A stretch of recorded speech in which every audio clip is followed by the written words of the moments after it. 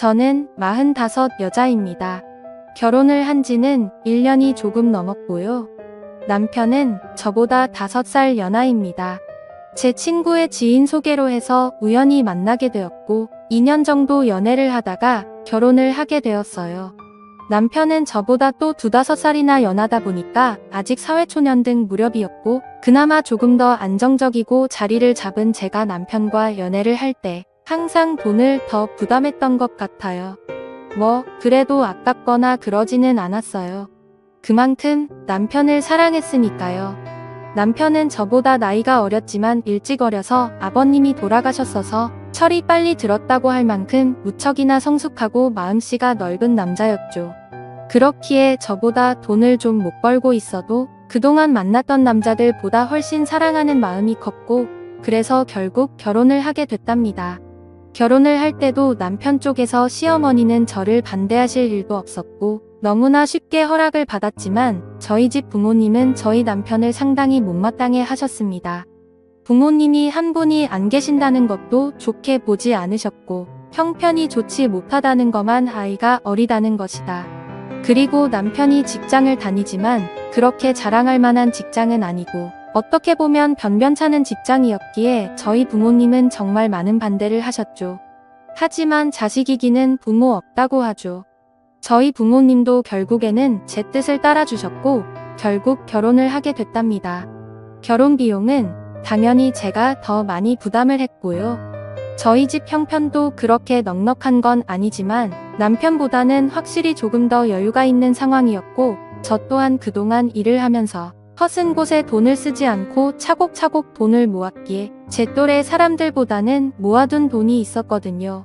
그래서 대출을 좀 껴서 저희 쪽에서 거의 다 내고 집은 제 명의로 해서 결혼을 했답니다. 이건 남편과 저와의 기본적인 설명이고요. 이제 제 여동생 이야기를 꺼내야 될 것 같네요. 저는 형제가 여동생 하나 있어요. 여동생은 저랑 인기 차이가 나죠. 저랑은 완전히 정반대의 스타일이랍니다. 여자들끼리 흔히 여우라는 표현을 많이 쓰잖아요. 딱 저희 동생이 그런 스타일이에요.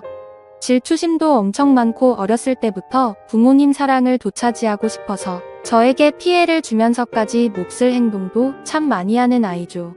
그에 비해 저는 여우보다는 봉이 같은 스타일이라 동생이 그런 행동을 해도 알면서도 그냥 당해줬던 것들이 정말 많고 그냥 그런 모습도 귀여워 보였답니다. 그리고 나이가 먹으며 바뀔 거라 생각했죠.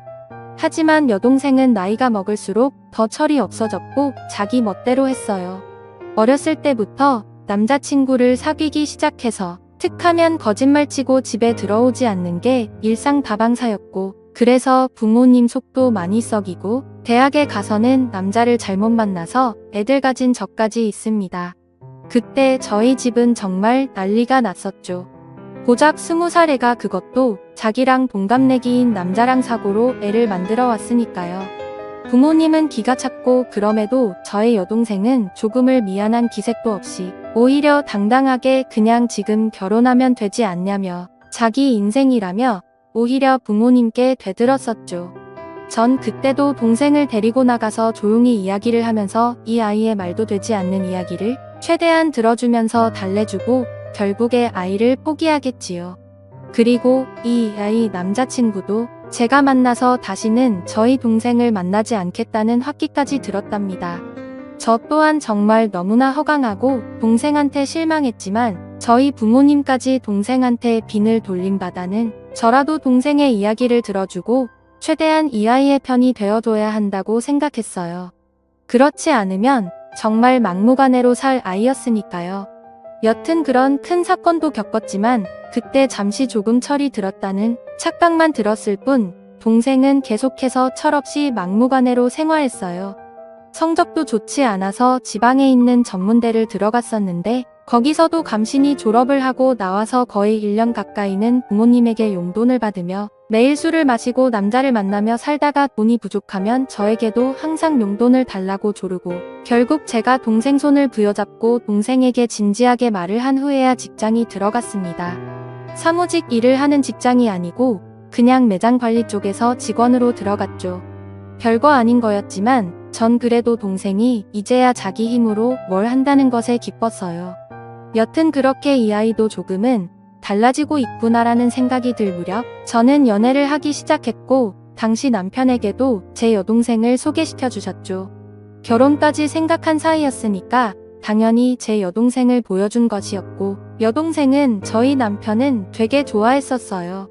앞에서도 말했듯이 저희 남편이 저보다 더 성숙한 사람이었고 그렇기에 여동생이 저희 남편에게 정말 버릇없이 굴고 예의 없이 행동해도 남편은 다 귀엽다라고 하며 여동생의 인석을 다 받아줬어요.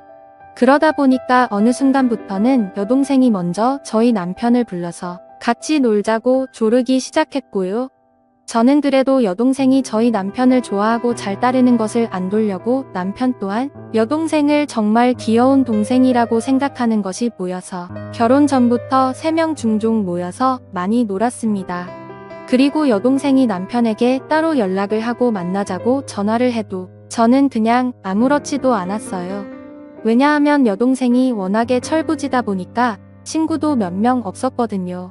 그렇기에 이 아이에게도 의지할 사람이 필요하고 그게 제 남편이면 더할 나위 없이 좋겠다고 생각하는 저였습니다.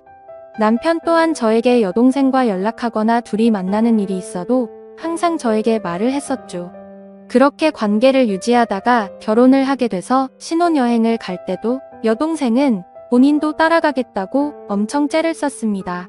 그때 정말 애먹었어요. 하지만 남편이 하루 내내 동생을 달래서 겨우 뜯어말리고 다녀왔죠. 그렇게 신혼여행도 다녀오고 행복한 결혼 생활을 하고 있던 무려 어느 날 갑자기 여동생이 저희 신혼집에 찾아왔어요. 그것도 아주 밤늦게 말이죠.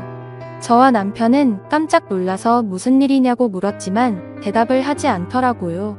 그래서 바로 저희 부모님께 전화를 걸었더니 여동생이 너무 잦은 예방을 해서 뭐라 한 말이 했더니 집을 나가버렸다고 하더라고요. 저는 여동생에게 어서 집으로 들어가서 부모님께 죄송하다 말씀드리라고 했지만 저희 남편은 저와는 정반대로 동생을 가득히 대접하며 달래줬어요. 동생은 결국 그날 집에 안 들어갔고 저희 집에서 생활을 하기 시작했답니다. 집에 돌아가도 자기를 또 뛰쳐나올 거라고 차라리 여기서 살고 싶다며 몇 날 외출일을 써서 저는 끝까지 반대했지만 결국 남편이 허락을 하고 동생은 저희 집에서 생활을 하게 됐죠. 저희 부모님과 저희 집은 꽤 거리가 있었고 그렇다 보니 당연히 여동생은 원래 일하던 곳을 그만두고 저희 집 근처 카페에서 오후에 잠깐 알바로 하는 일을 하며 툭하면 저희 남편에게 연락을 해서 어디 놀러가고 싶다며 빼를 썼어요. 그리고 저와 남편이 퇴근을 하고 들어와서 3명 집에 있을 때도 동생은 항상 남편 옆에 붙어 있고 저는 집안일을 하거나 떨어져 있었어요. 더 정확히 이야기하면 여동생이 저를 질투하듯이 남편에게 먼저 가서 아연에 떨고 항상 남편을 졸졸 쫓아다녔죠. 이런 여동생의 모습에 화가 나기도 해서 남편에게 가끔씩 투정을 부린 적도 있지만 남편은 제 여동생이 어렸을 때 그런 큰일도 겪었다는 걸 안타깝게 생각한다면서 저의 투정보다는 항상 여동생을 더 먼저 신경 쓰기 시작했죠. 그리고 저도 여동생을 견제한다는 게 뭔가 말이 안 되고 제 스스로 웃기기도 해서 그냥 신경을 쓰지 않으려고 노력했답니다. 그러던 중에 제가 잠깐 3박 4일로 출장을 가야 될 일이 생겼어요. 그런데 뭔가 단둘이 집에 남겨두기에는 조금 그랬기에 여동생에게 그냥 이제 집에 돌아가라고 이야기를 했지만 당연히 제 말을 듣지는 않았고 남편도 그 주에 이미 바빠서 집에 늦게 들어올 것 같으니까 저보고 그냥 안심하고 다녀오라는 말을 했죠. 저는 그래서 한편의 불안감을 남겨둔 채 출장을 가게 됐습니다. 출장을 가면서도 계속 남편과 연락을 하면서 갔고 거기서 일을 보는 도중에도 틈틈이 연락을 했어요. 그러다 거기 일정이 예정보다 하루 일찍 마치게 되었고 그냥 거기서 하루 쉬고 올 수 있었지만 저는 바로 그날 출발해서 집에는 새벽에 도착을 하게 되었죠. 그렇게 집 비밀번호를 열고 들어가는데 우선 눈에 보이는 거실에는 안주거리라고 보이는 여러 음식과 함께 술이 있었고 저는 바로 동생 방에 가고 왔지만 동생 없기에 불안한 마음으로 문이 닫혀있는 저와 남편의 침실이 있는 방에 눈을 열었더니 남편과 동생이 한 침대에 누워 있더라고요. 저는 그 순간 정신이 멍했습니다. 아니, 그 상태로 몇 초 정도를 아무 말도 못하고 있었던 것 같아요. 그 후에 일어나고 나서야 정신이 번쩍 들었고 소리를 질렀죠. 그때 남편과 여동생은 깜짝 놀라 채로 일어나더라고요. 둘이 변명하기도 전에 당황해 하는데 그냥 딱 불륜 현장이 들켜서 행동하는 남자와 여자 같더라고요. 저는 그 꼴을 도저히 볼 수가 없어서 집에서 나갔고 그날 제 차 안에서 밤을 새고 그 다음날 집으로 들어갔습니다. 남편과 여동생은 일을 나간 상태였고 집에는 아무도 없었죠. 먹은 것도 깨끗이 치워놨더라고요. 여동생과 남편에게는 계속해서 연락이 왔지만 그 연락은 무시하고 남편에겐 집 비밀번호 바꿔놨으니까 들어올 생각 말고 이용할 생각하고 있으라는 내용으로 카톡을 보내놓았고 동생에게 또 이 사실을 부모님께 다 말씀드릴 거니까 그 남자를 지지든 볶든 살림을 차리든 등 내 마음대로 하라고 카톡을 보내왔습니다. 당연히 집 비밀번호는 바꿔놨고요. 그날 결국 남편과 여동생은 채집에 들어올 수가 없었습니다. 제 여동생은 본가를 돌아갔지만 제가 이미 이런 사실을 저희 부모님께 말씀드려놨기에 본가에서도 쫓겨났고요. 남편은 계속해서 오해라며 연락이 오고 있는 상태이지만 저는 이혼 소송을 준비 중이랍니다. 여동생과는 가족의 연을 끊을 것이고요. 저한테 이런 일이 벌어졌다는 게 아직도 안 느끼네요. 지금까지 제 사연을 들어주셔서 감사합니다.